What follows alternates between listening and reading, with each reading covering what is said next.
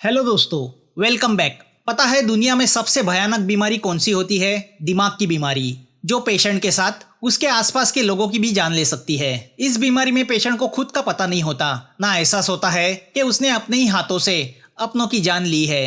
तो चलो इस सब्जेक्ट पे बनी इस मूवी का एक्सप्लेनेशन देखते हैं। फिगो मेंटली बहुत डिस्टर्ब है। जब से उसके लड़के की मौत हुई है तब से उसका ये हाल है। अपने बच्चे की मौत को वो स्वीकार नहीं कर पाया। वो उसे अपने दिमाग में जिंदा रखे हुए है। पिछले 3 साल से वो जॉबलेस है। वाइफ जेनी जॉब ढूंढ रही है तो फिगो उस पर शक करने लगा है। वो बात बात पे गुस्सा होता रहता है। अब तंग आके जेनी ने घर छोड़ के जाने का फैसला किया है। तो ऐसे में एक रात फिगो घर लौट रहा होता है तो अपार्टमेंट के नीचे खड़ी कार में वह एक शख्स को किसी का इंतजार करते हुए देखता है। शकी फिगो को लगता है कि वह शख्स जेनी का इंतजार कर रहा है। फिगो अपनी रूम तक पहुंचता है तो देखता है जेनी सामान लेके कहीं जा रही है। वो उसे रोकने की कोशिश करता है। जेनी उससे कहती है कि अब वह सहन नहीं कर सकती तो वह घर छोड़ के जा रही है। उसकी बातों से पता चलता है कि जेनी की माँ ने फिगो का कर्जा चुकाने के लिए ये रूम भी गिरवी रखा है। जेनी रोते हुए फिगो से कहती है कि उनका लड़का मर चुका है तो उसे सच्चाई का स्वीकार कर लेना चाहिए क्योंकि अब वह वापस नहीं आएगा। फिगो गुस्से से उसे कहता है कि उनका लड़का पायलट बनने वाला है, हमें उसके सपने पूरे करने चाहिए। तभी जेनी को उसकी माँ का फोन आता है कि वह उसे पिकअप करने आ रही है। तो पता चलता है कि नीचे कार में बैठा आदमी किसी और की राह देख रहा था। मगर फिगो को ये गलतफहमी होती है कि फोन जेनी के बॉयफ्रेंड का है। तो अब गुस्से से बेकाबू होके वह जेनी को विंडो में से नीचे फेंक देता है। जेनी की लाश नीचे खड़ी उसकी माँ के सामने गिरती है। जेनी ऑन द स्पॉट मर जाती है। माँ रोती रह जाती है तो ऊपर विंडो में खड़ा फिगो देखता रह जाता है। अपने किए पे फिगो पूरी तरह नर्वस हो जाता है और गैस सिलेंडर का गैस छोड़ के खुद को खत्म करने का फैसला करता है। तभी उसे पकड़ने पुलिस वहां पहुंचता है मगर फिगो लाइटर ऑन करके ब्लास्ट करता है जिसमें वह घायल होता है। कोर्ट में फिगो का वकील उसके स्किज़ोफ्रेनिक होने के सबूत पेश करके उसे मौत की सजा से तो बचा लेता है मगर उसके इलाज के लिए साइकेट्रिक हॉस्पिटल भेजने का ऑर्डर कोर्ट देता है। जेनी की माँ को ये नाइंसाफी लगती है। अब इस हादसे को 3 साल गुजरते हैं। पिछले 3 साल से डॉक्टर कूपर फिगो पे इलाज कर रहा है जो एक ब्रिलियंट साइकेट्रिस्ट माना जाता है। वह इस नतीजे पे पहुंचता है कि फिगो अब ठीक हुआ है।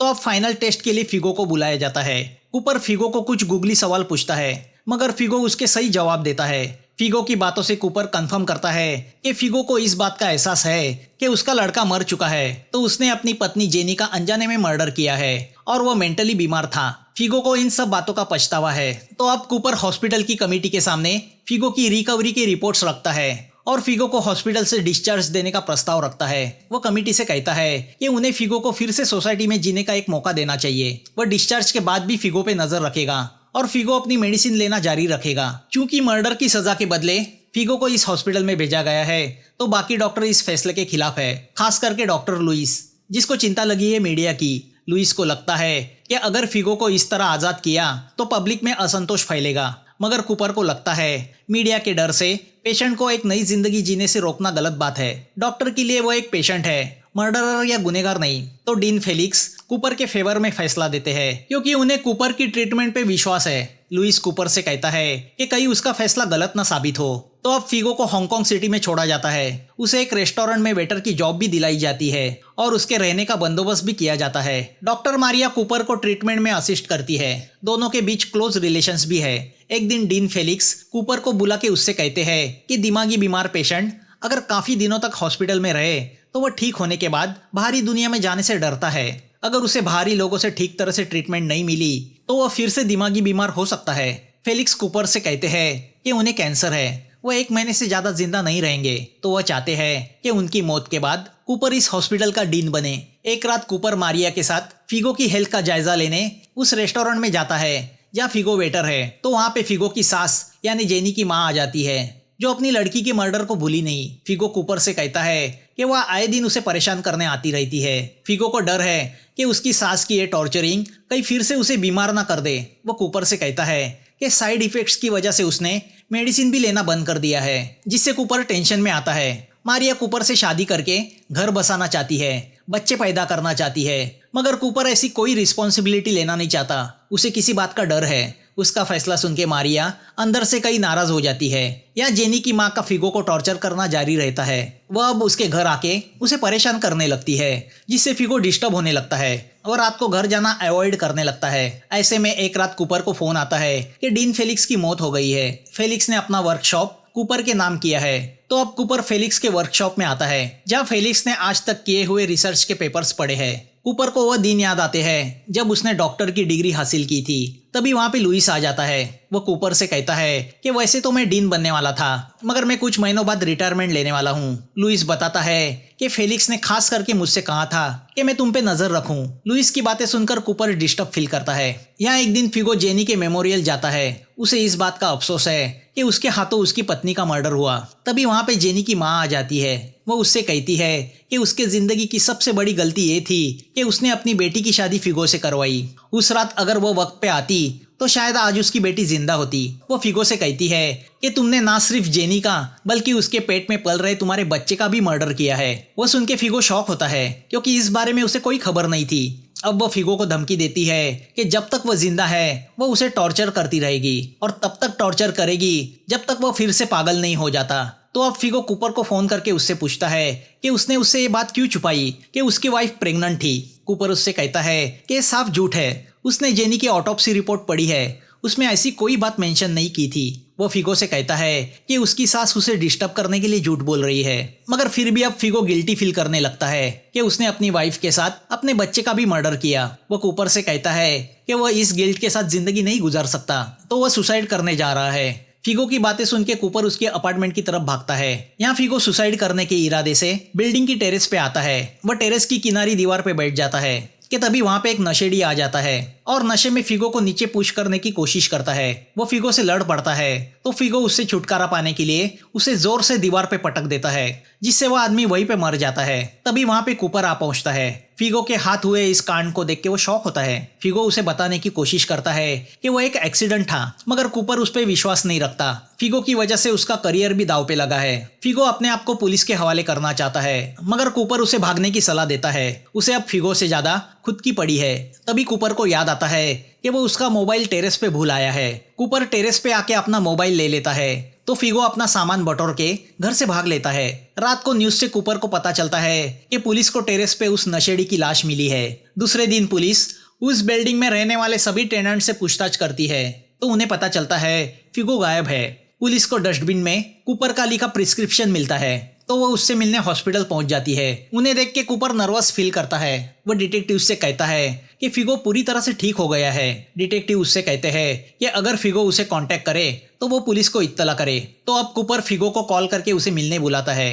कूपर फिगो को सलाह देता है कि उसे अपने आप को पुलिस के हवाले कर देना चाहिए, जिससे फिगो उस पर गुस्सा होता है। वो कूपर से कहता है कि उस दिन तुमने मुझे भागने की सलाह दी थी और अब पुलिस के हवाले करने को बोल रहे हो। तुम्हारे भरोसे मैं फिर से इस दुनिया में जीने की कोशिश कर रहा हूँ। अब मैं वापस जेल नहीं जाऊंगा। फिगो कूपर से कहता है कि तुम पे से मेरा विश्वास उड़ते जा रहा है। इतना कह के फिगो चला जाता है, जिससे कूपर पूरी तरह डिस्टर्ब हो जाता है।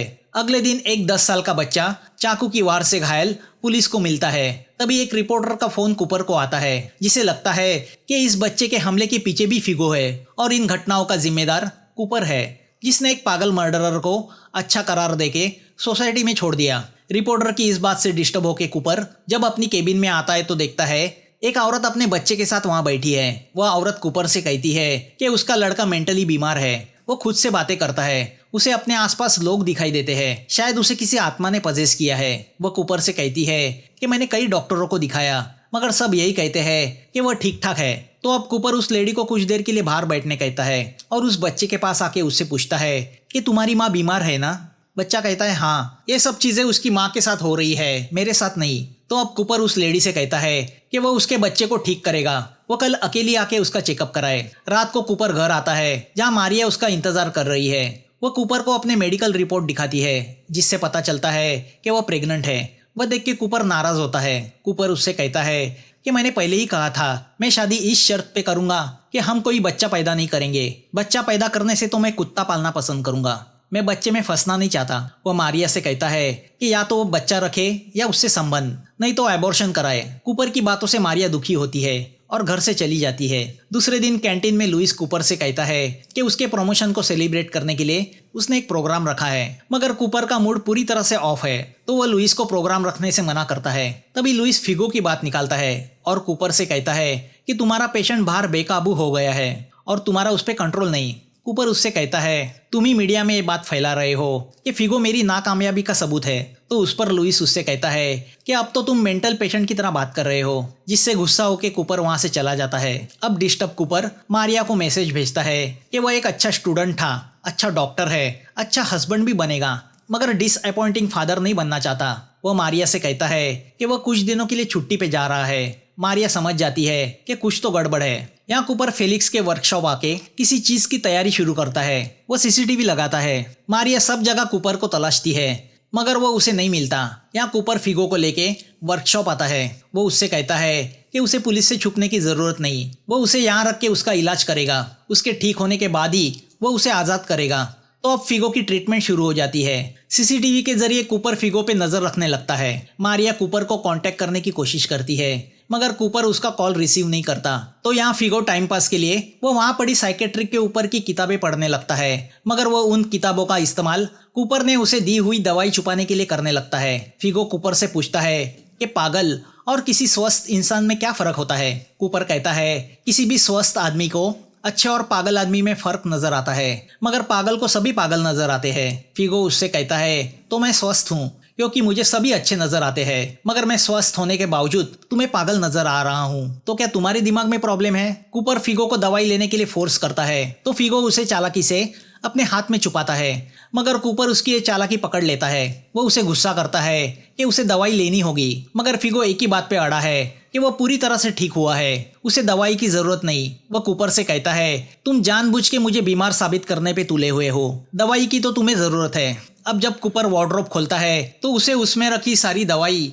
गायब दिखाई देती है जो फिगो ने फेंक दी है। तो अब कूपर हॉस्पिटल से दवाई चोरी करता है, मगर लुइस को उस पर शक होता है। कूपर वहां से भाग खड़ा होता है। अब कूपर वर्कशॉप पहुंचता है और फिगो को दवाई लेने के लिए फोर्स करता है। दोनों में इस बात पे आर्ग्यूमेंट होती है कि मेंटली बीमार कौन है।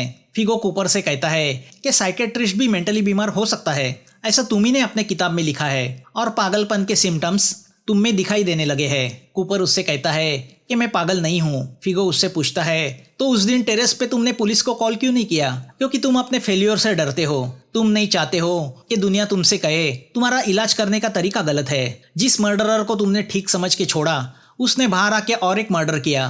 तुम अपने आप को तसल्ली देने के लिए मुझे यहाँ बंद करके जबरदस्ती इलाज करा रहे हो। हालांकि वो मर्डर नहीं, एक्सीडेंट था। मैं तो पहले से ही अपने आप को पुलिस के हवाले करना चाहता था। वह तुम थे जो मुझे रोकते रहे, क्योंकि तुम नहीं चाहते दुनिया तुम्हें एक फेलियर डॉक्टर के रूप में जाने। मैं नहीं, तुम स्किज़ोफ्रेनिक हो और एक ऐसा सीक्रेट है जो तुमने दुनिया से पिछले 20 साल से छुपा के रखा है। अब जब कूपर फाइल खोलता है तो हमें पता चलता है वो मेंटल रिपोर्ट उस लेडी की है जो उस दिन अपने बच्चे को दिखाने कूपर के केबिन में आई थी। दरअसल वो लेडी कोई और नहीं बल्कि कूपर की माँ थी, और उसके साथ जो बच्चा था वो खुद कूपर था। यानी उस दिन कूपर का अपनी माँ को देखना ये भी उसका इल्यूजन था। 20 साल पहले वो यही बात लेके फेलिक्स के पास आई थी। कूपर के माँ बाप दोनों स्किज़ोफ्रेनिक थे। फेलिक्स ने कूपर से कहा था कि अगर फैमिली में इस बीमारी की हिस्ट्री हो तो आगे के जनरेशन में मेंटल बीमारी आने के काफी चांसेस है। मेंटल बीमारी के चलते कूपर की माँ ने उसके सामने बिल्डिंग से कूद के सुसाइड की थी। कूपर को हमेशा डर लगा रहता था कि ये बीमारी उसे ना जकड़ ले। फिगो उससे कहता है कि ये मैं नहीं तुम हो जिसे तुमने अपने दिमाग में बसा लिया है। यहाँ ये भी पता चलता है कि अपने बच्चे को मेंटल बीमारी ना हो, इस डर से कूपर बच्चे पैदा नहीं करना चाहता था। अब कूपर को फिगो के इल्यूजन्स आने लगते हैं। फिगो उससे कहता है कि उसे अपना इलाज कराना चाहिए। तभी कूपर को मारिया का फोन आता है कि वो वर्कशॉप पहुंच रही है। फिगो कूपर से कहता है कि मारिया के पेट में जो उसका बच्चा पल रहा है उसे मारना होगा, वरना वह भी पागल पैदा होगा। अब हाथ में मिरर का टुकड़ा लेके कूपर फिगो को रोकने मुड़ता है। फिगो फेलिक्स को ये कह के मारता है कि वह कूपर की माँ का इलाज नहीं कर पाया। अब कूपर अपना कंट्रोल खो बैठता है। उसे फिगो की सास, फिगो और उसकी माँ दिखने लगती है। वो उससे कहती है कि मेरी बीमारी की वजह से तुम मुझसे नफरत करते रहे, मगर अब ये बीमारी तुम्हें भी हुई है, तुम्हारा बच्चा भी तुमसे नफरत करेगा। फिगो कूपर से पूछता है बताओ क्या अब तुम्हें सब पागल दिख रहे हैं ना, अब तुम पागल का दर्द समझ सकोगे। अब कूपर फिगो के पीछे भागता है कि वहाँ मारिया लुइस के साथ पहुंचती है। फिगो मारिया को मारने मुड़ता है तो पीछे से कूपर उसके पेट में वो मिरर का टुकड़ा भोंक देता है, मगर अगले ही पल हमें दिखता है कि कूपर ने अपने ही पेट में वो टुकड़ा भोग दिया है। और यहाँ राज खुलता है कि कूपर के आसपास जो फिगो हमें दिख रहा था वो उसकी इमेजिनेशन थी। असली फिगो ने तो कब का अपने आप को पुलिस के हवाले किया था। घायल कूपर को हॉस्पिटल भेज दिया जाता है। लुइस और मारिया वर्कशॉप पहुंचती है तो वहाँ सब चीजें बिखरी पड़ी होती है। लुइस मारिया को बताता है कि कूपर ने अपने दिमाग में एक अल्टरनेट इमेजिनरी फिगो बना के रखा था। दरअसल उस वर्कशॉप में कूपर फिगो को लेके आया ही नहीं था, वो उसके दिमाग में बसा फिगो था। वो दोनों रोल निभा रहा था, एक डॉक्टर कूपर का तो दूसरा पेशेंट फिगो का। दोनों रोल में वो खुद से ही बातें किया करता था। इसे ही स्किज़ोफ्रेनिक की बीमारी बोलते हैं जो उसे उसकी माँ से मिली थी। अब कुछ दिन गुजरते हैं। कूपर से मिलने मारिया साइकेट्रिक हॉस्पिटल जाती है।